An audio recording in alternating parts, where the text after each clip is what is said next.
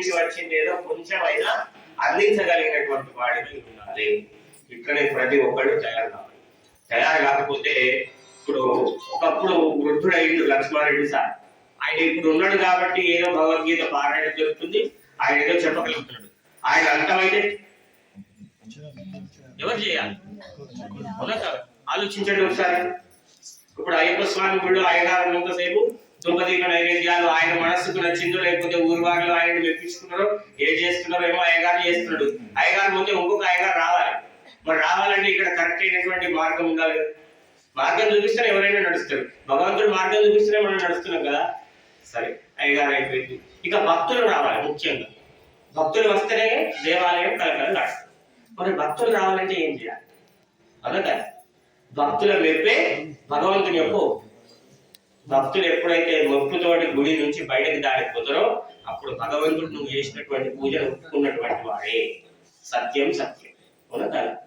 నువ్వు పూజలో పాల్గొన్నావు, ఆ పూజలో నువ్వు సంతృప్తి ఎదుగుదలే కదా నువ్వు పూజ చేసినటువంటి యొక్క ఫలితం నీకు దక్కింది అని నువ్వు ఫీల్ అయ్యేది, అంతేనా? కాబట్టి ఎవరు కూడాను అంతర్ధానం అనేటువంటి ఆలోచన లోపల పెట్టుకోకండి.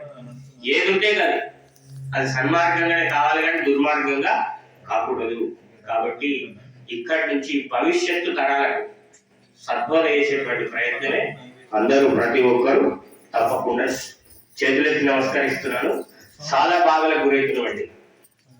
చాలా బాధలకు గురవుతున్నాం. బాగా ఆలోచించుకోవాలి.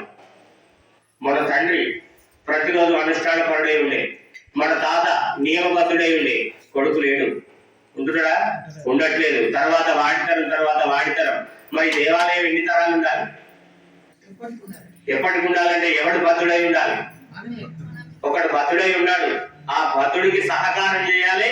వాడి యొక్క అధీనంలోకి మనం కూడా రావాలి. అప్పుడే దీని పరంపర అనేటువంటిది నడుస్తూ ఉంటది. అవునా?